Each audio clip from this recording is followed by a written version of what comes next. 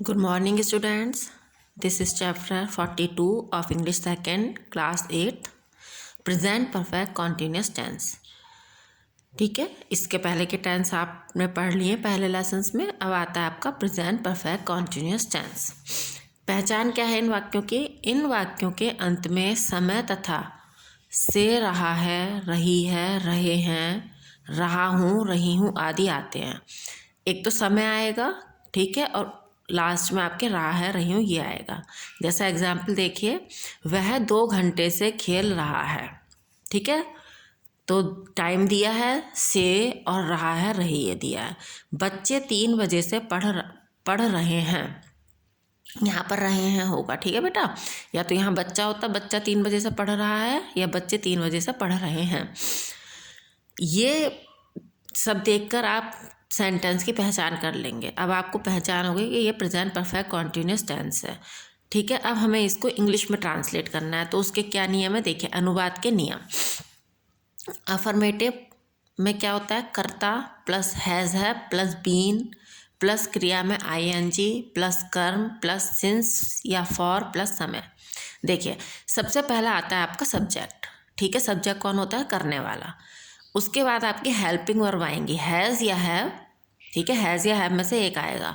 इसके बाद बीन लगेगा, हैज़ के बाद भी बीन या हैव के, यानी हैज़ बीन या हैव बीन, प्लस क्रिया में आईएनजी, यानी वर्ब की फर्स्ट फॉर्म में फिर हम आईएनजी लगाएंगे।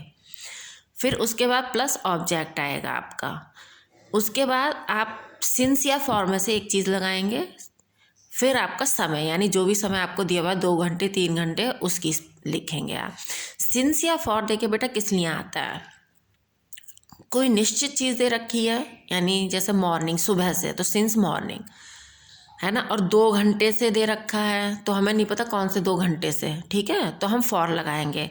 और टाइम दे रखा है 3 बजे से, यानी हमें पता है 3 बजे से, तो वहाँ पर हम सिंस लगाएंगे। तो यानी निश्चित चीज़ के लिए हम सिंस लगाते हैं और अनिश्चित चीज़ के लिए हम फॉर का यूज़ करते हैं। अब हैज़ या हैव का यूज़ ये पहले भी आपको बताया जा चुका है प्रेजेंट परफेक्ट टेंस में। लेकिन देखिए, हैज़ क्या है आपका? सिंगुलर के साथ हैज़ आता है, ही शी इट, ठीक है, और सिंगुलर्स के साथ, और आई वी यू दे और प्लूरल्स के साथ आपको हैव लगाना होता है। अब देखिए एग्जाम्पल देखिए, वह 2 घंटे से खेल रहा है, रहा है यानी लड़का है, तो वह के लिए ही आएगी। ही के साथ हमने आपको बताया हैज़ लगेगा, तो ही हैज़, और फिर आपको बीन लगाना है, तो ही हैज़ बीन। और खेलने की क्या होती है? प्ले, तो प्ले में आईएनजी लग जाएगा, प्लेइंग। 2 घंटे से तो निश्चित नहीं है, इसलिए फॉर आएगा। 2 की होती है 2 और घंटे की होती है आवर्स, ठीक है। तो आपका क्या बन गया? He has been playing for 2 hours. बच्चे 3 बजे से पढ़ रहे हैं, बच्चे यानी चिल्ड्रन, तो द चिल्ड्रन। अब बच्चे बहुत सारे हैं, प्लूरल है, तो हैव लगाएंगे आप, है ना। अभी आपको बताया था कि हैव आता है, तो द चिल्ड्रन हैव आ गया, और बीन आपको लगाना ही है। पढ़ने की होती है रीड, उसमें आईएनजी लग जाएगा, रीडिंग। और 3 बजे से देखिए निश्चित है ना, 3 बजे से, तो सिंस आएगा, सिंस 3 o'clock।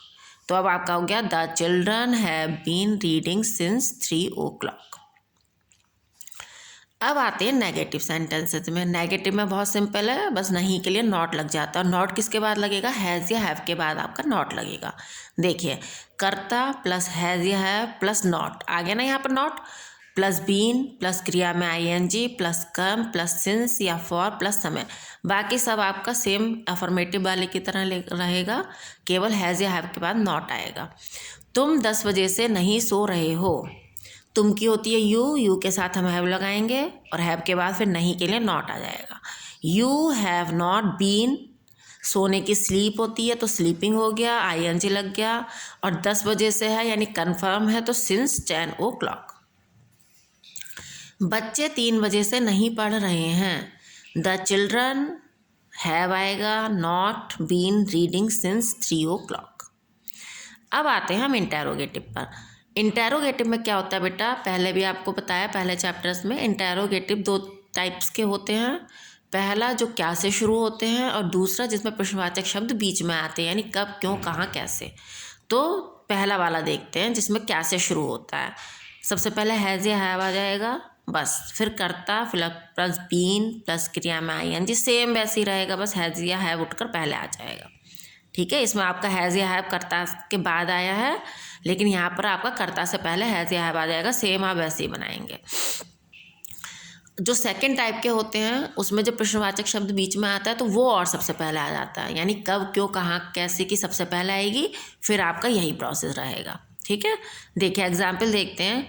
क्या वह मंगलवार से बीमार है? ठीक है, अब हमने हैज़ क्यों लगाया इस सेंटेंस में? हमने हैज़ लगाया ही के हिसाब से, है ना, तो ही, हैज़ ही, और बाकी हम सब वैसे ही बनाएंगे। हैज़ ही बीन, बीमार की होती है सफरिंग फ्रॉम फीवर। ठीक है, बीमार होने की होती है सफरिंग फ्रॉम फीवर, यानी बीमार से। सिंस ट्यूसडे, मंगलवार, उन्होंने कन्फर्म दिया मंगलवार, तो सिंस ट्यूसडे, इसलिए सिंस आया। और क्वेश्चन मार्क आप जरूर लगाएंगे प्रश्नवाचक वाक्यों में। क्या बच्चे 3 बजे से पढ़ रहे हैं? Have the children been reading since 3 o'clock। देखिए अब इसमें हैव पहले आ गया, इसमें नहीं था, यहाँ पर हैव पहले आ गया। ठीक है, एक एग्जाम्पल हम आपका ले लेते हैं जिसमें कब, क्यों, कहाँ, कैसे बीच में जाते हैं, वो हमें एक्सरसाइज में से देखना पड़ेगा। देखिए जैसे ये है आपका, वह 2 घंटे से कहाँ नाच रहे हैं, तो देखिए इसमें कहाँ आया ना, तो इसकी और पहले आ जाएगी। Where have they been dancing for 2 hours। 2 घंटे से है ना, कन्फर्म नहीं है, इसलिए फॉर आ गया। अब हम आते हैं बेटा नेक्स्ट चैप्टर पर। नेक्स्ट चैप्टर है हमारा chapter 43, past perfect continuous tense. पहचान क्या है इन वाक्यों की? इन वाक्यों के अंत में समय तथा रहा था, रही थी, रहे थे आदि शब्द होते हैं। एग्जाम्पल देखिए, मधु 2 दिन से बीमार चल रही थी, तो देखिए रही थी आ गया और टाइम भी दिया है। अध्यापक 3 बजे से हिंदी पढ़ा रहे थे।